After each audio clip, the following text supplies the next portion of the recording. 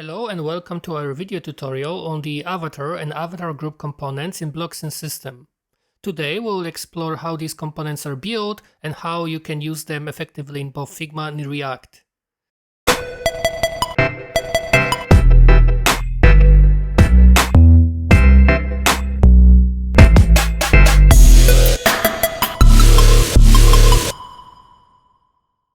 To start building with our design system, you will need to install the BlocksIn System npm package. This will give you access to all the components, including the Avatar and AvatarGroup. Let's dive into the Avatar component. As you can see in the documentation, the Avatar component uses the Avatar property to pass the path to the Avatar image. You can use a base64 image string directly.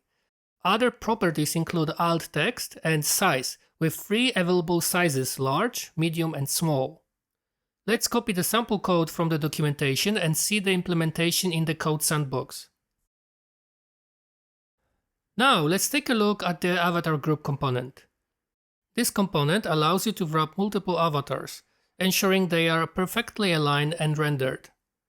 Let's copy the snippet from the documentation and preview the avatar pattern in the code sandbox.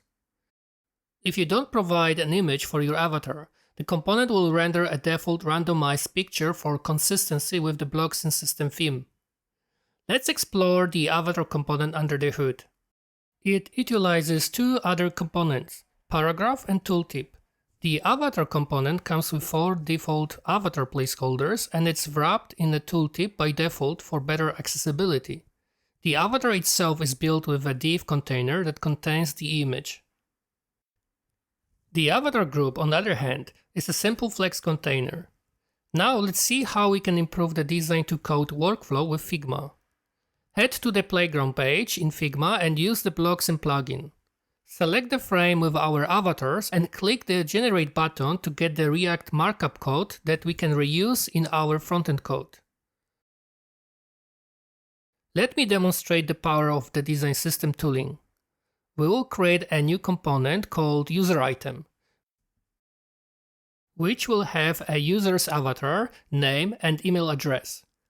First, we will create a flex container that holds 2 text nodes, one for the name and one for the email.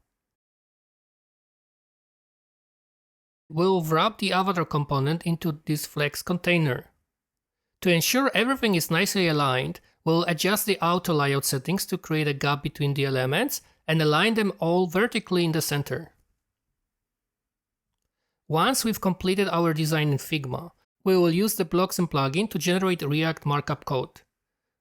This code can be then directly implemented in Code Sandbox to bring our design to life in a React application. I hope you enjoyed this introduction to the Avatar and AvatarGroup components in BlocksIn System and the seamless integration with Figma. If you have any suggestions on how to improve our React components, please leave your thoughts in the comments section below. I will see you in the next video.